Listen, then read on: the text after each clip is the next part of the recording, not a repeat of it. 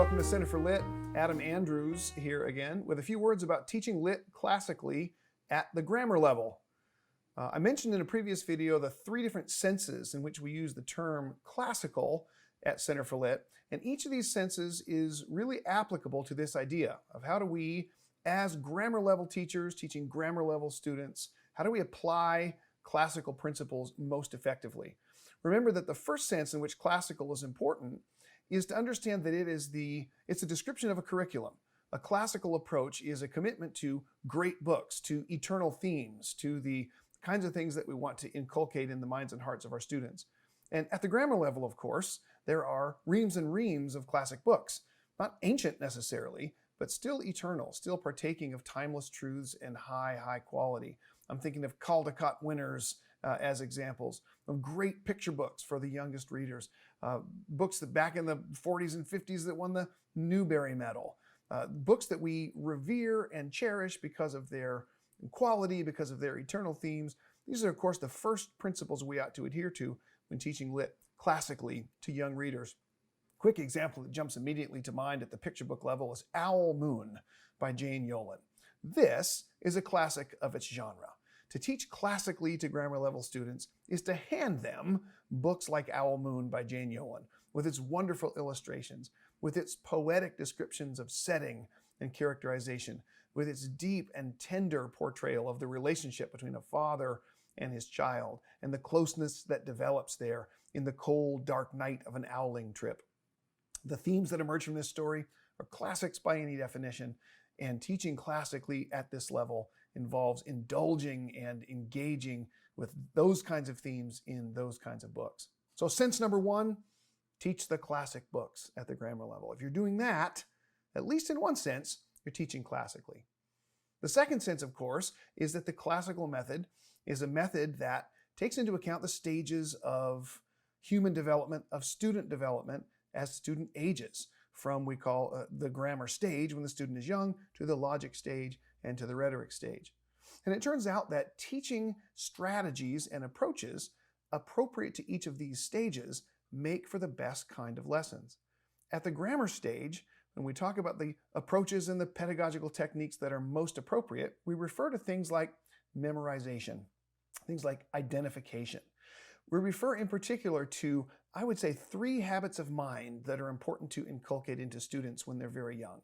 Habits of identifying, categorizing, and distinguishing things in their environment. To identify, categorize, and distinguish things is kind of the essence of the grammar level approach. So in literature, we would focus on identifying the structural elements of a story, identifying the protagonist, identifying the climactic moment, identifying the conflict, identifying details of the setting. And of course, in order for us to be able to identify those things, we have to understand what they are. And so memorizing definitions at the grammar level is very, very important. What does the word protagonist mean? What does the word rising action mean in a story? What is the definition of climax? And if we can get our grammar level students to say, and maybe even to chant, right? The climax of a story is the point at which the underlying conflict is resolved. And to give them in practice in noticing the climactic moment and identifying it as the climactic moment. To be able to take a detail from a story, the point at which Johnny throws the rock off the cliff, etc., and to say, that is an element of rising action.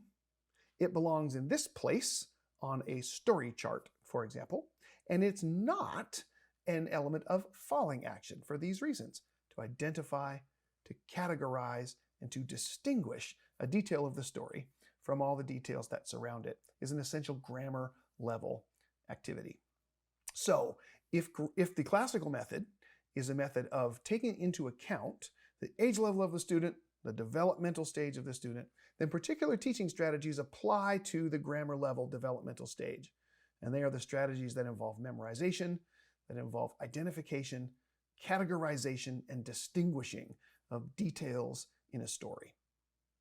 The third sense in which we use classical to describe lit teaching is the process of reading that applies to students of any age, that applies to books at any reading level, And it goes through the same stages, the reading process does, as the stages of development within the student's mind and heart. That is to say, a grown-up goes through the grammar stage, the logic stage, and the rhetoric stage of the reading process anytime he encounters a new book. So teaching lit classically at the grammar stage is a technique that all teachers employ, even if they're teaching high school students.